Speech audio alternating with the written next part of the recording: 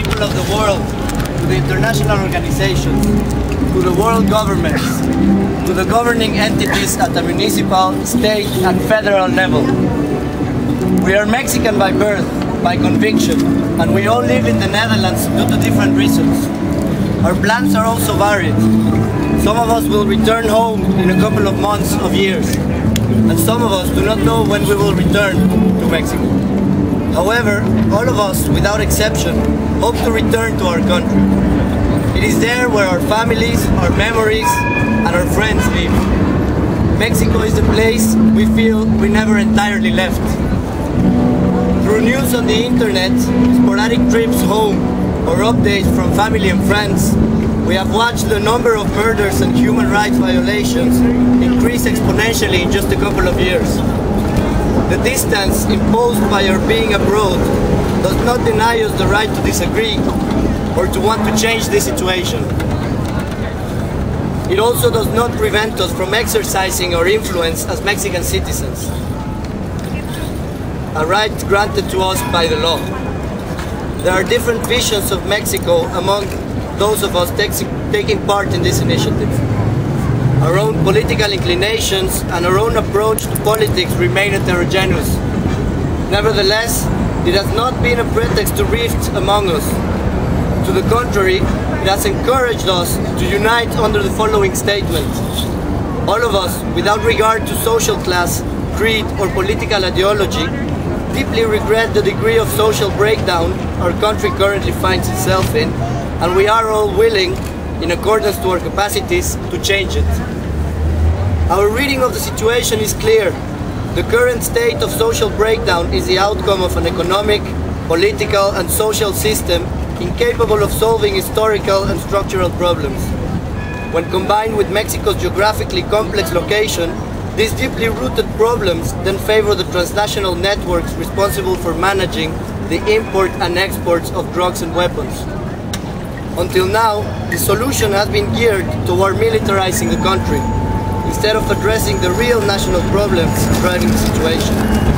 Issues like the precarization of life in the city, rampant social inequality, political corruption, impunity, marginalization of the countryside, the neglect of public education, and the monopolization of mass media.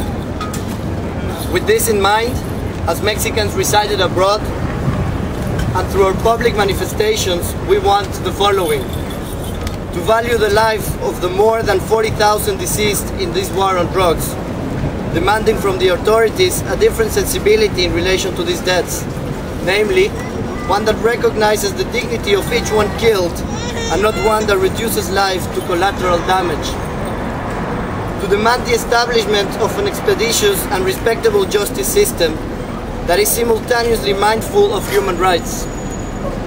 To demand further investigation of each and every one of the murders perpetrated on behalf of organized crime and the military. To exhort governmental entities to work in conjunction with international organizations in devising public policies that do not target the issues of violence and drug in a reactive manner, the military sphere, but in a preventive manner, the socio-economical sphere.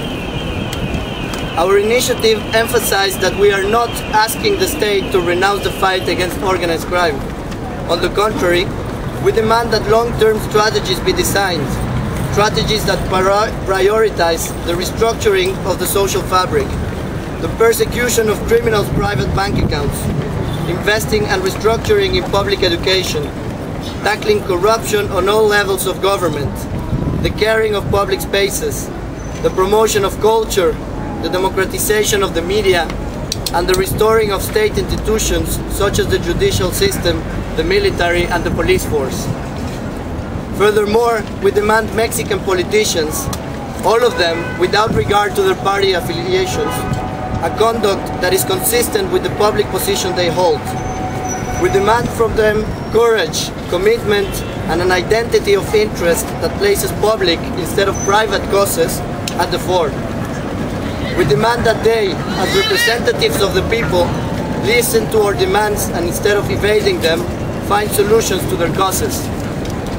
Until we see a clear response on behalf of all the actors of the state to the undergoing crisis in the country, We will continue to demand the transformation of Mexican public life and will continue to concentrate our efforts in making the current situation in Mexico a priority among international organizations concerned with the protection of human rights, with the goal of strengthening the work of Mexican organizations arduously working in these matters. To conclude, we will continue to make use from abroad, in thought and in action, of our Mexican citizenship.